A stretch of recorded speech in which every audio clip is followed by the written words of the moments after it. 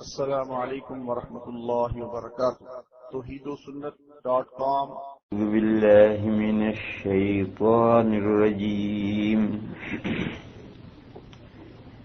بسم اللہ الرحمن الرحیم۔ ومن يشاقق الرسول من بعد ما تبين له الهدى ويتبع غير سبيل المؤمنين نوله ما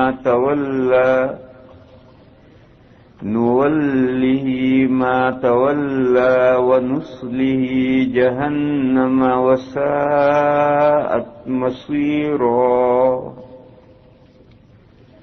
صدق اللہ مولانا۔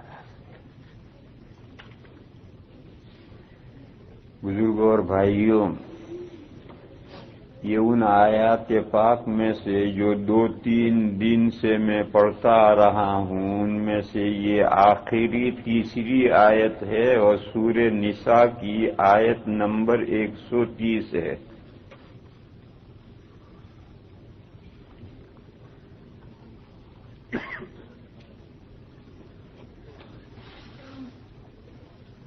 پہلے جو آیات پاک میں نے بیان کی تھی، ان میں یہ مضمون تھا کہ اصل الاصول قرآن کریم ہے، اور اسی وجہ سے اللہ تعالی نے قرآن کریم کی حفاظت کا انتظام کیا ہے۔ اللہ نے انتظام کیا ہے اس کی حفاظت کا، اور وہ انتظام یہ کیا ہے کہ نزول قرآن کے ساتھ ہی قرآن کریم کے حفظ کرنے کا سلسلہ شروع کیا ہے۔ چونکہ اس وقت میں بڑی عمروں میں صحابہ نے حفظ کیا تھا، کوئی بچے نہیں تھے صحابہ، کوئی 20 سال کی عمر میں مسلمان ہوا، کوئی 40 سال کی عمر میں مسلمان ہوا، کوئی 70 سال کی عمر میں مسلمان ہوا، اور حضرت سلمان فارسی رضی اللہ تعالی عنہ تو 150 سال کی عمر میں مسلمان ہوئے تھے۔ اسی طرح سے عورتیں جو مسلمان ہوئیں وہ بھی مختلف زمانوں میں مسلمان ہوئیں، اور سب نے اپنی اپنی حیثیت کے مطابق قرآن کریم کو حفظ کرنا، یاد کرنا شروع کیا۔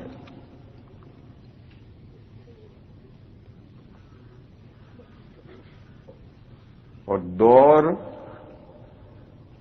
دور بھی ساتھ ساتھ چل رہا ہے، اور روزانہ دور سنانا ہے۔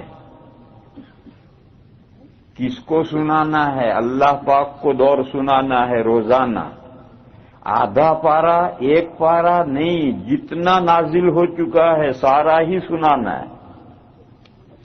تو جب یاد کیا ہوا سارا ہی روزانہ دور سنایا جائے گا تو چاہے 200 سال کی عمر میں یاد کیا ہو اسے بھول نہیں سکتا،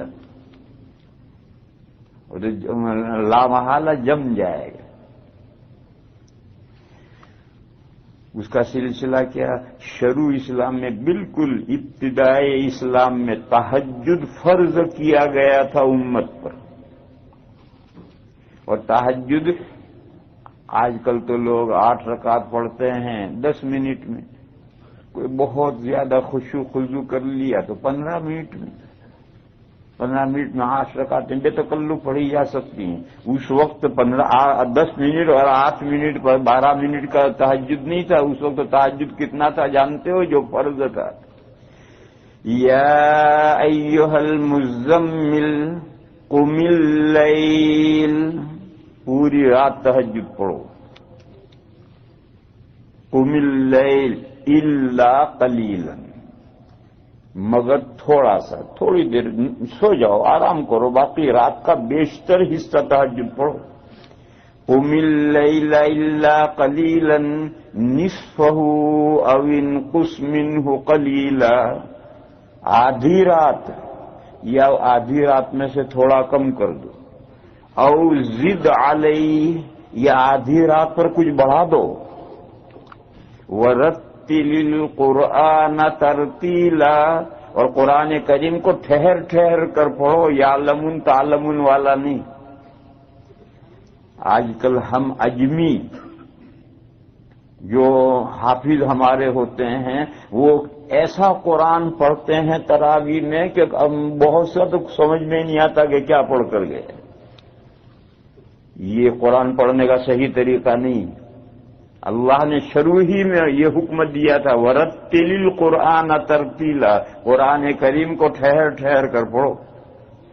تو جتنا نازل یہ جو سورہ مزمل ہے یہ بالکل ابتدائی صورتوں میں سے ہے۔ سورہ علق، سورہ مدثر اور سورہ مزمل، یہ تین بالکل ابتدائی صورتیں ہیں۔ اس وقت یہ آیتیں نازل ہوئی تھی کہ رات کا بیشتر حصہ قرآن کریم پڑھو اور ٹھہر ٹھہر کر کے پڑھو۔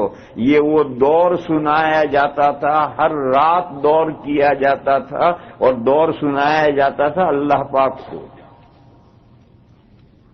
بچے جو حفظ کرتے ہیں، حفظ کر کے خود یاد ہو گئے، پھر استاد کے پاس جاتے ہیں تو اسے بھولے نکلتی، اور وہ یاد ہو گیا تھا۔ وہ کیا ہوا تھا؟ وہ بچے نے اپنے آپ کو سنا دیے۔ تو جو سبق یاد کر کے حافظ اپنے آپ کو سناتا ہے، اسی کو جب استاد کو سنانا پڑتا ہے تو بھولیں آتی ہے۔ استاد کو سنانے کے لیے اور پکا چاہیے۔ اور اگر امتحان آ رہا ہے اور ممتحن کو سنانا ہے تو جو استاد کو پکا سنایا ہے ممتحن کو سنائے گا اور بلائے گا۔ ممتحن امتحان دینے کے لیے ممتحن کو سنانے کے لیے اور پکا چاہیے۔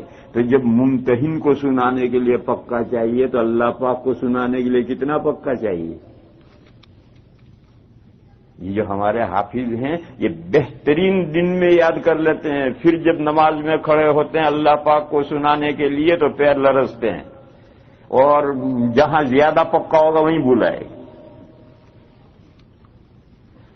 تو بہرحال یہ انتظام کیا تھا کہ قرآن کریم حفظ کرو، اور جتنا یاد ہوا حفظ کیا۔ ہر رات میں نفلوں میں پڑھو، تہجد فرض۔ پھر جب لوگ تہجد پڑھنے کے عادی ہو گئے اور تہجد پڑھنے کا فائدہ سمجھ میں آ گیا تو فرضیت ختم کر دی۔ تہجد چلتا رہا، آج بھی چل رہا ہے۔ تہجد ختم نہیں کیا، صحابہ نے تہجد نہیں چھوڑا کہ فرضیت ختم ہو گئی تب صحابہ چادر اوڑھ کے سو گئے، نہیں۔ تہجد تو چلتا رہا، لیکن ایک عادت ہو گئی اور لوگ اس کی فائدہ سمجھ گئے تو فرضیت ختم کر دی، اور اس کے بعد میں ان کو کہہ دیا کہ پڑھتے ہو۔ اور جب اصل الاصول محفوظ ہوگا، قرآن کریم محفوظ ہوگا تو دین ضائع نہیں ہو سکتا، اور قیامت کی صبح تک قرآن کریم اللہ نے جو انتظام کیا ہے اسی انتظام کے ماتحت قرآن محفوظ رہے گا، اور جب تک قرآن محفوظ ہے دین اسلام باقی۔ پھر اللہ پاک نے فرمایا تھا کہ یہ قرآن جو لوگوں کی طرف اتارا گیا ہے وہ آپ کے وایا اس لیے بھیجا جا رہا ہے، آپ کے ذریعے اس لیے لوگوں تک پہنچایا جا رہا ہے، لِتُبَيِّنَ لِلنَّاسِ مَا نُزِّلَ إِلَيْهِمْ، تاکہ جو قرآن لوگوں کی طرف اتارا گیا ہے آپ یہ قرآن ان کو پہنچائیں بھی اور ان کو کھول کر سمجھائیں بھی۔ یہی وہ احادیث شریفہ ہیں۔ اور پھر کہا وَلَعَلَّهُمْ يَتَفَكَّرُونَ، اور تاکہ لوگ قرآن میں غور و فکر کریں، سوچیں۔ اس میں اشارہ کیا کہ قیامت تک کی تمام ضرورتیں حضور نہیں بیان کریں گے، آگے کی جو ضرورتیں ہیں جب وہ ضرورتیں پیش آئیں گی تو امت کے مجتہدین کرام اسے سوچیں گے اور قرآن اور حدیث ہی میں سے سوچ کر ان کے احکام نکالیں گے۔ اس سے قرآن کے ساتھ حدیث کی حجیت نکلی، پھر حدیث کے بعد امت نے جو سوچا اور سب متفق ہو کر کے ایک بات پر جم گئے، اجماع امت کی حجیت نکلی، اور مجتہدین میں قرآن و حدیث کے سوچنے میں اختلاف ہوا تو یہ اجتہادی مسائل ہوئے، اور یہی قیاس اور یہی مذاہب فقہیہ ہیں، اس کی حجیت نکلی۔ اب یہ جو آخری آیت ہے، اس آیت کریمہ میں دو چیزوں کی حجیت کس درجے کی ہے ان کا تذکرہ ہے۔ قرآن کریم کی حجیت کس درجے کی ہے اس کو نہیں بیان کیا. قرآن کریم کی حجیت تو ہر ایک مانتا ہے. اہل قرآن فرقہ ہے وہ بھی اس کی حجیت مانتا ہے. اور اگر کوئی قرآن کریم کو حجت نہیں مانتا تو مسلمان ہی نہیں. صاف بات ہے کہ جو قرآن کریم کو حجت نہیں مانتا وہ مسلمان کہاں رہا؟ وہ مسلمان ہی نہیں. لیکن جو قرآن کریم کو حجت مانتا ہے اس سے آگے جو احادیث شریفہ ہیں سنت نبوی اس کو حجت نہیں مانتا. جیسے فرقہ اہل قرآن قرآن کو حجت مانتا ہے لیکن سنت نبوی کو حجت نہیں مانتا، یا سنت نبوی کو بھی حجت مانتا ہے مگر اجماع امت کو حجت نہیں مانتا. جیسے فرقہ ظاہریہ فرقہ غیر مقلدین کا قرآن اور حدیث کو حجت مانتا ہے، اجماع امت کو حجت نہیں مانتا.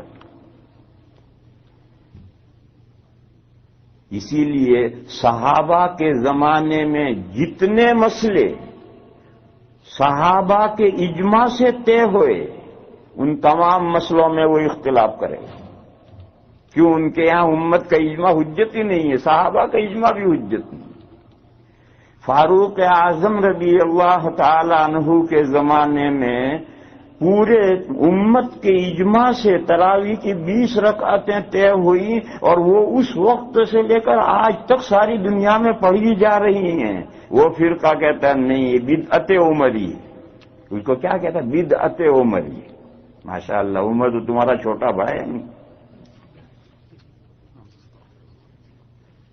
حضرت فاروق اعظم رضی اللہ تعالی عنہ کے زمانے میں تمام صحابہ کے اجماع اور اتفاق سے یہ طے ہوا کہ اگر کوئی شخص ایک مجلس میں 2 یا 3 طلاق دے گا اور تاکید اس کی نیت نہیں ہوگی تو جتنی طلاقیں دیے سب پڑھ جائیں گے. 2 دیے 2 پڑھیں گے، 3 دیے 3 پڑھیں گے.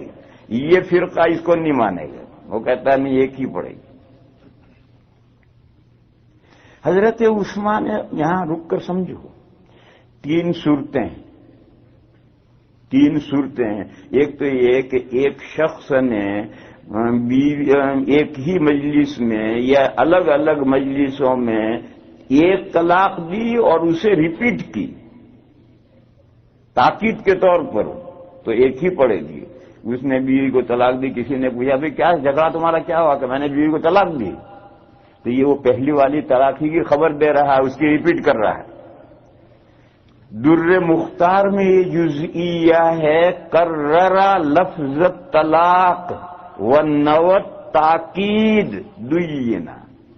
اگر طلاق کا لفظ ریپیٹ کرے اور تاکید کی نیت کرے، پہلے سے نیت اس کی تاکید کی ہے، تاکید کے لیے ایمفسائز، تاکید مانے ایمفسائز کے لیے ریپیٹ کرے تو اس کی نیت اس کے اور اللہ کے درمیان میں مان لی جائے گی اور جو اس نے نیت کی ہے وہی پڑے گی طلاق. لیکن ایک نے 2 کی نیت کی ہے اور 2 دی ہیں، 3 کی نیت کی ہے اور 3 دی ہیں، اور ایک نے 1 2 3 مرتبہ لفظ بولا ہے اور تاکید کی ایمفسائز کی نیت نہیں کی ہے، بغیر نیت کے 2 مرتبہ 3 مرتبہ لفظ بولا ہے. تو یہ جو 2 صورتیں ہیں ان 2 صورتوں میں حضرت عمر رضی اللہ تعالی عنہ کے زمانے میں تمام صحابہ کا اجماع ہوا ہے کہ ان 2 صورتوں میں جتنی مرتبہ اس نے لفظ طلاق بولا ہے اتنی طلاقیں پڑ جائیں گے. حضرت فاروق اعظم رضی اللہ تعالی عنہ کے زمانے میں میٹنگ بیٹھی اور اس میں مجلس آیا کہ اب تک صورتحال یہ تھی کہ اگر کوئی شخص طلاق کا لفظ ریپیٹ کرتا تھا تو تاکید کی نیت سے کرتا تھا، لیکن اب لوگ تاکید کی نیت سے ریپیٹ نہیں کرتے ہیں، 2 یا 3 دینے کی نیت سے ریپیٹ کرتے ہیں. تو حضور کے زمانے سے جو صورتحال چلی آ رہی تھی وہ سچویشن تاکید کی تھی، اب وہ سچویشن نہیں رہی. کیوں؟ اب صحابہ کے علاوہ اور بہت سے لوگ نئے نئے مسلمان ہوئے. صحابہ کی تو تربیت ہوئی تھی لیکن یہ جو نئے مسلمان ہوئے ہیں ان کی ویسی تربیت نہیں ہوئی تھی، لہذا یہ لوگ 2 یا 3 مرتبہ طلاق کا لفظ بولتے ہیں تو تاکید کی نیت نہیں کرتے ہیں، مستقل 2 یا 3 دینے کی نیت کرتے ہیں. لہذا کیا حکم ہے؟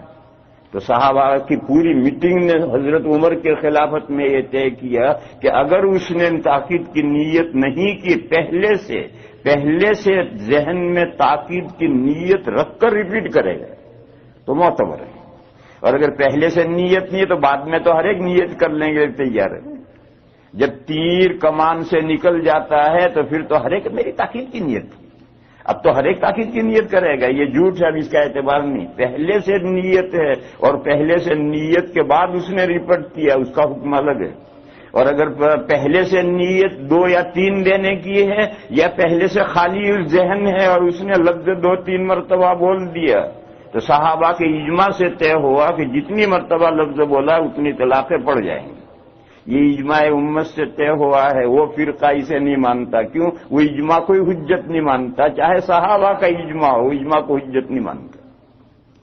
حضرت عثمان غنی رضی اللہ تعالی عنہ کے زمانے میں جب مدینہ کی آبادی بہت زیادہ پھیل گئی تو حضرت عثمان نے جمعہ میں ایک اذان اور بڑھائی،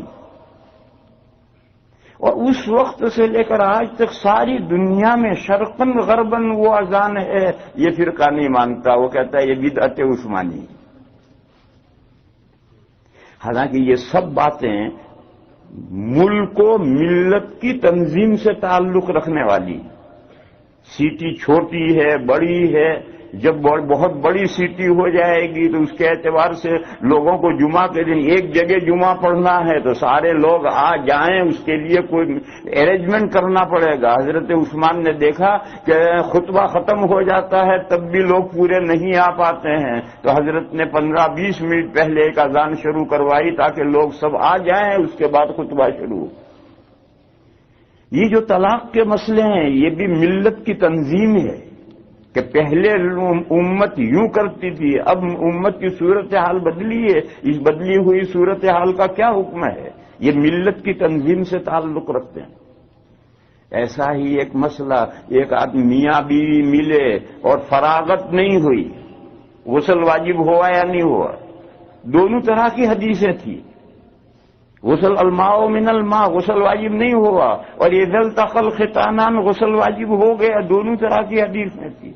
حضرت عمر رضی اللہ تعالی عنہ کے دور خلافت میں یہ مسئلہ آیا تو اکابر صحابہ کو حضرت عمر نے اکٹھا کیا، کبھی اگر یہ صورت پیش آئے تو غسل واجب ہے نہیں، تو بڑے بڑے صحابہ نے کہا واجب نہیں، اور دوسرے بڑے بڑے صحابہ نے کہا واجب ہے۔ تو حضرت عمر نے کہا کہ اللہ کے بندو، یہ تو روز گھر میں پیش آنے والا واقعہ ہے، مسلمانوں کے گھروں میں روز پیش آنے والا واقعہ ہے، اس مسئلے میں تم بڑے بڑے حضرات اختلاف کرو گے تو آگے کیا ہوگا؟ تو حضرت علی نے مشورہ دیا کہ اس مسئلے کو طے کرنے کے لیے آپ حضور کی بیویوں سے مسئلہ پوچھیے۔ تو حضرت عمر نے ایک آدمی کو اپنی بیٹی حضرت حفصہ کے پاس بھیجا کہ اگر ایسی صورت پیش آئے تو حضور کا کیا عمل ہے؟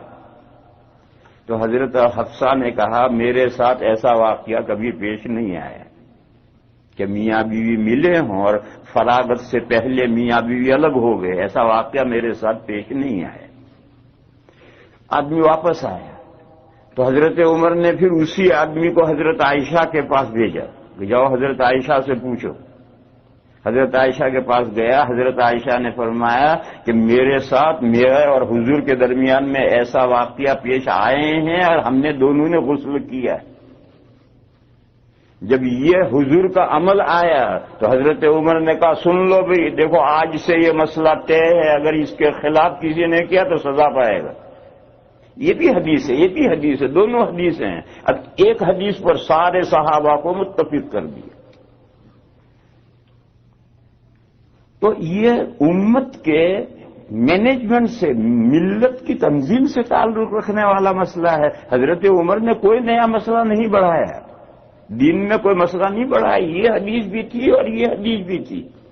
امت کو کون سی حدیث پر عمل کرنا چاہیے؟ حضور کے عمل سے اس حدیث کو تائید ملی تو اس پر امت کو متفق کر دیا اور اس حدیث کو چھوڑ دیا۔ یہ حدیث ہے مگر اس پر عمل نہیں۔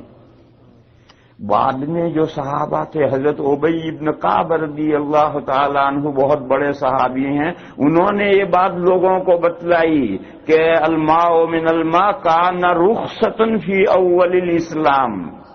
یہ جو مسئلہ تھا کہ جب انزال ہو تب غسل واجب ہوگا، یہ ایک فیسلٹی تھی اسلام کے شروع دور میں، بعد میں یہ فیسلٹی ختم ہو گئی.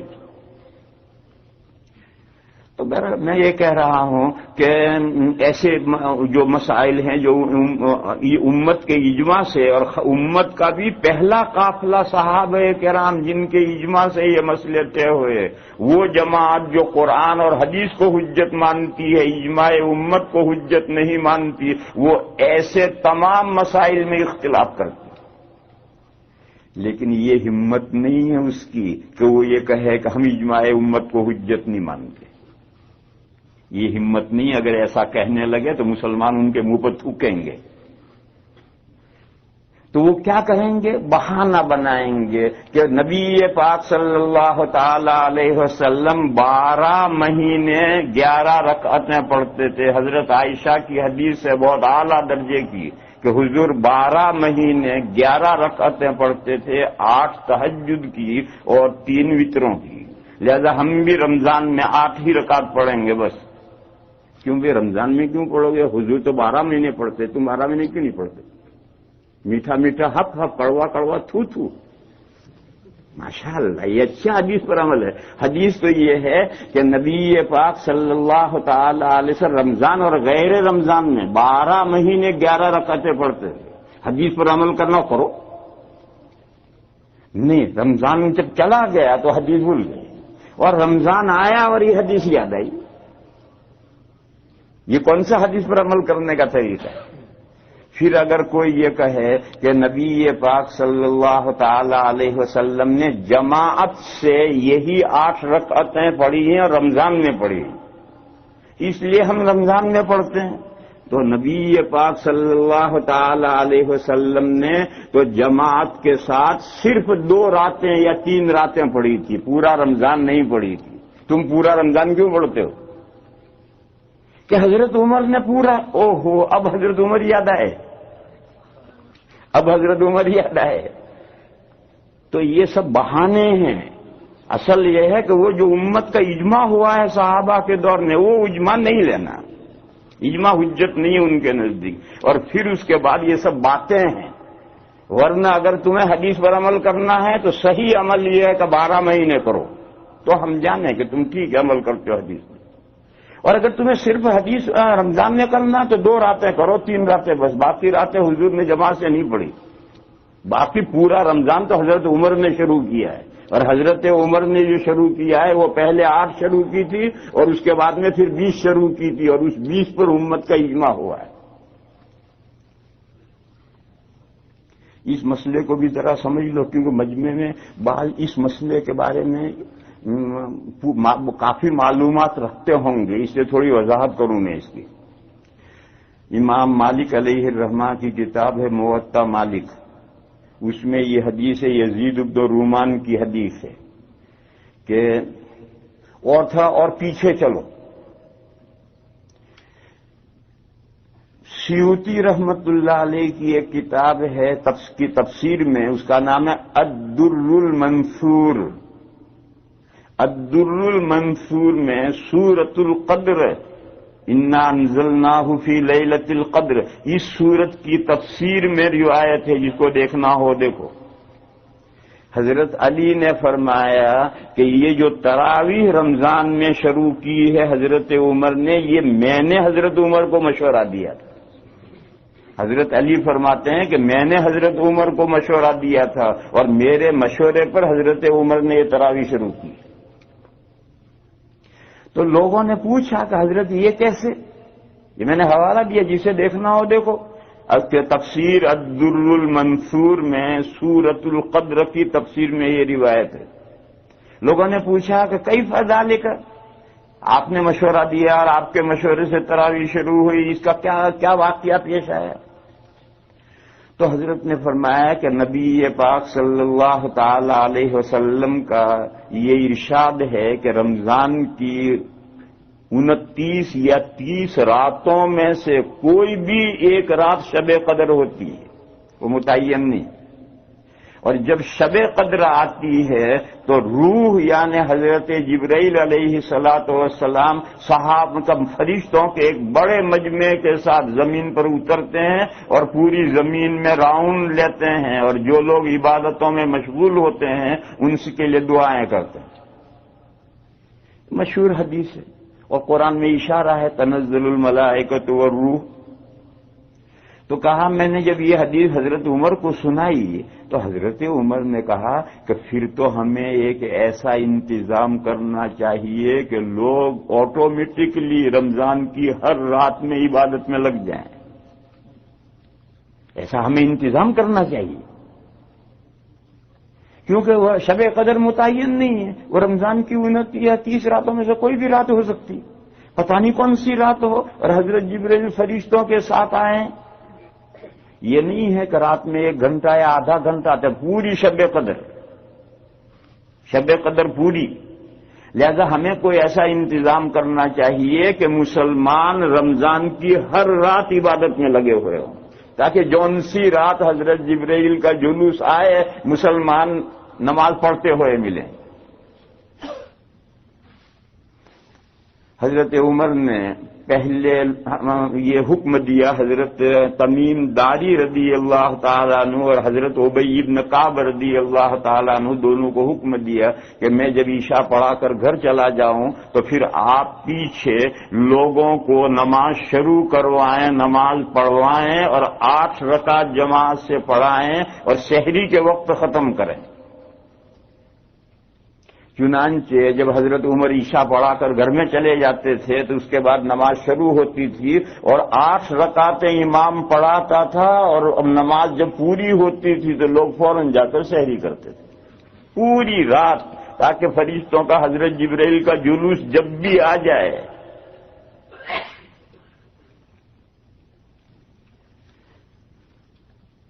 لوگوں میں چیمے گوئیاں ہوئی کہ یہ کون سی نماز شروع ہو گئی، حضور کے زمانے میں تو یہ نماز تھی نہیں۔ تہجد تو پڑھتے تھے، سارے ہی صحابہ تہجد پڑھتے تھے، رمضان میں بھی پڑھتے تھے، غیر رمضان میں بھی پڑھتے تھے، مگر یہ جماعت کے ساتھ تہجد پڑھا جا رہا ہے اور پوری رات پڑھا جا رہا ہے، یہ کیا نئی بات شروع ہوئی؟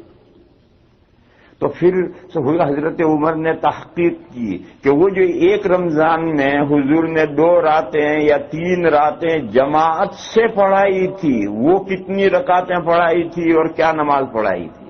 تو حضرت عمر کے سامنے یہ بات آئی کہ وہ رمضان کی ایکسٹرا نماز تھی، 12 مہینے والی تہجد نہیں تھی،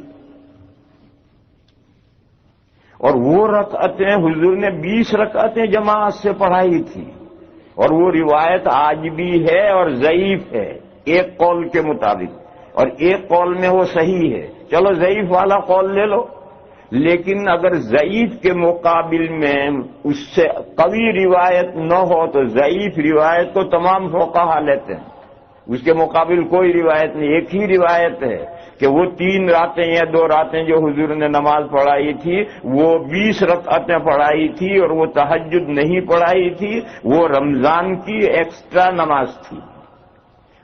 اعلیٰ درجے کی حدیثیں ہیں جس میں یہ فرمایا حضور نے، من قام رمضان ایمانا و احتسابا، جو رمضان کی راتوں میں سونے سے پہلے نفلیں پڑھے۔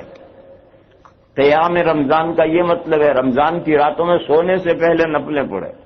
من قام لیلۃ القدر ایمانا واحتسابا، جو شب قدر میں سونے سے پہلے نفلیں پڑھے۔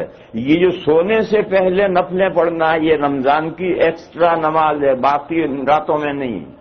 باقی راتوں میں عشاء پڑھو سو جاؤ، اور رات کے پچھلے حصے میں اٹھو اور صلاۃ اللیل پڑھو، وہ صلاۃ اللیل ہے رات کی نماز، سو کر اٹھنے کے بعد وہ صلاۃ اللیل ہے، صلاۃ التہجد ہے، وہ پڑھو اٹھ کر کے۔ اور یہ قیام رمضان ہے جو رمضان میں سونے سے پہلے نفلیں پڑھنی۔ جب یہ بات سامنے آئی کہ وہ 2 دن یا 3 دن حضور نے جو نماز پڑھائی تھی وہ 20 رکعتیں پڑھائی تھی، تہجد نہیں پڑھایا تھا، تہجد تو ان راتوں میں بھی حضور نے اپنی جگہ پر تہجد پڑھا تھا اور یہ اس سے الگ نماز پڑھائی تھی۔ جب یہ بات سامنے آئی تو پھر حضرت عمر نے دوسرا آرڈر دیا اور اماموں سے یہ کہا کہ 8 نہیں 20 پڑھاؤ اور مختصر پڑھاؤ، صبح صادق تک سحری تک نہیں، 20 پڑھاؤ، مختصر پڑھاؤ اور لوگوں کو سونے کا موقع دو۔